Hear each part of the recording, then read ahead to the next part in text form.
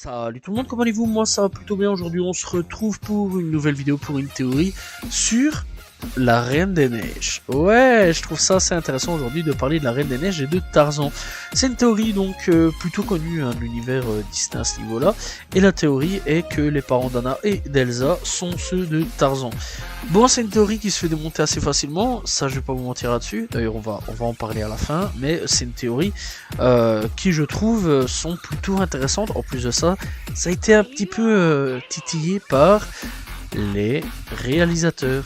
Ouais, voilà, je trouve ça trop fort à ce niveau-là, que ce soit les réalisateurs qui nous tendent une petite branche comme ça en mode allez les gars, mangez la branche, faites vos théories sur internet, vous allez trop vous marrer.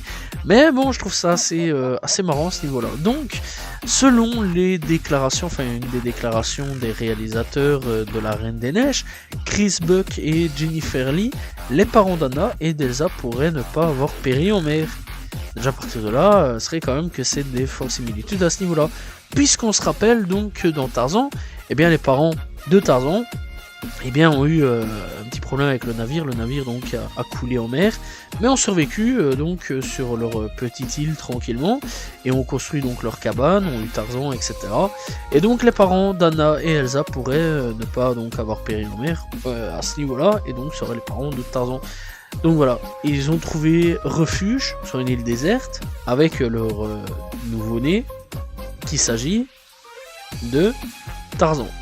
Donc voilà, et donc il s'agit en gros d'un véritable lien entre les deux films, ou simplement d'un clin d'œil quelque part à amuser les fans, on sait pas vraiment.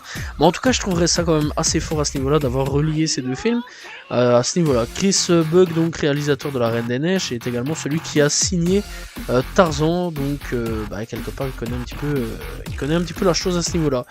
Bref, à ce niveau-là, le seul problème, c'est que il y a à peu près 100 ans d'écart entre la Reine des Neiges et Tarzan. Mais bon, c'est vrai quand même que si on enlève un petit peu ces 100 ans d'écart, je trouverais ça assez intéressant de rejoindre un peu la Reine des Neiges à ce niveau-là, et Tarzan surtout, en plus que à ce moment-là, ça fait d'eux des frères et sœurs, et lui, quelque part, un prince.